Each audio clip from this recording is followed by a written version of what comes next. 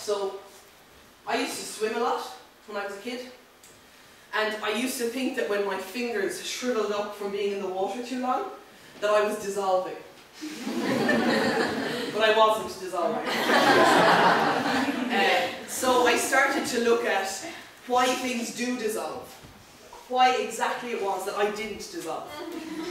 And so I'll try to explain that to you now. Let's take Solpadeine as a very obvious example. Solpadeine is made up of codeine, caffeine, and paracetamol. And they are all chemically bonded together to make one thing, the soluble tablet. And the reason that Solpadeine dissolves in water is that the chemical bonds that hold those parts together are not strong enough to withstand the attraction to water. In other words, the ingredients are more attracted to water than they are to each other.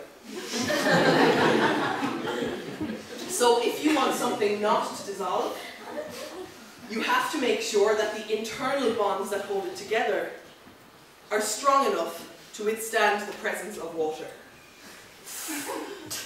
But water is extremely attractive, so you have to be careful. One more thing I have to tell you about our festival is that it's supported and held under the patronage, is that correct, of the Irish Embassy. We have here David Costello from the Embassy.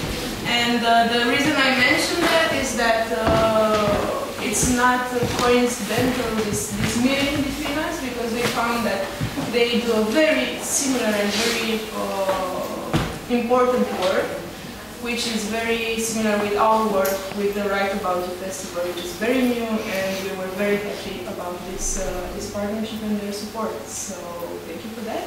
And I will give you Gina Moxley, Stephanie Preisner.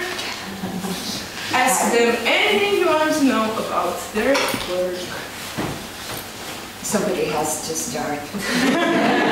Did you write the script together? Is it any bit of her experience, or was it just something? Did we write the script together? Yes. So I started to write the script on my own. It was kind of largely autobiographical, and then I decided that I would like Gina to work with me on it. Gina is a very well-known playwright at home, and she is great, so I said, will you help me to... She didn't, she said, I said, who's directing? No, I'm getting to that part. I asked her to help me with the writing and the development. So basically I would write something and then she would say, no, that's crap, or like, change it. And then while we were reading it, she said, who's directing this? So I said, you. And that's how she came to direct it. But I always knew in my head when I asked her to help me with it that I wanted her to direct it as well. And so I wrote it on my own, and then she would read stuff and say, well, this is missing, or this, it might be interesting to look at the science behind this, and she would lead me down paths that I probably wouldn't have gone down myself. So that's the working relationship that we have.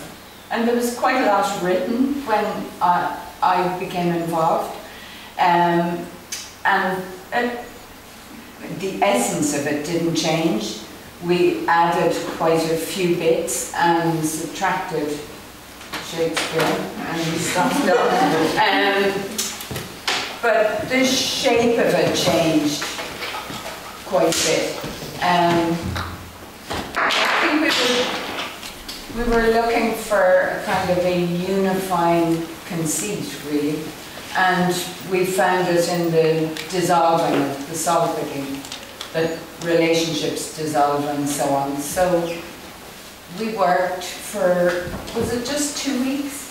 We spoke to and fro and I read bits, and we had emailing sessions, and then we spent about 2 weeks working on it, just sitting in a room talking. A room that incidentally had a beanbag in it.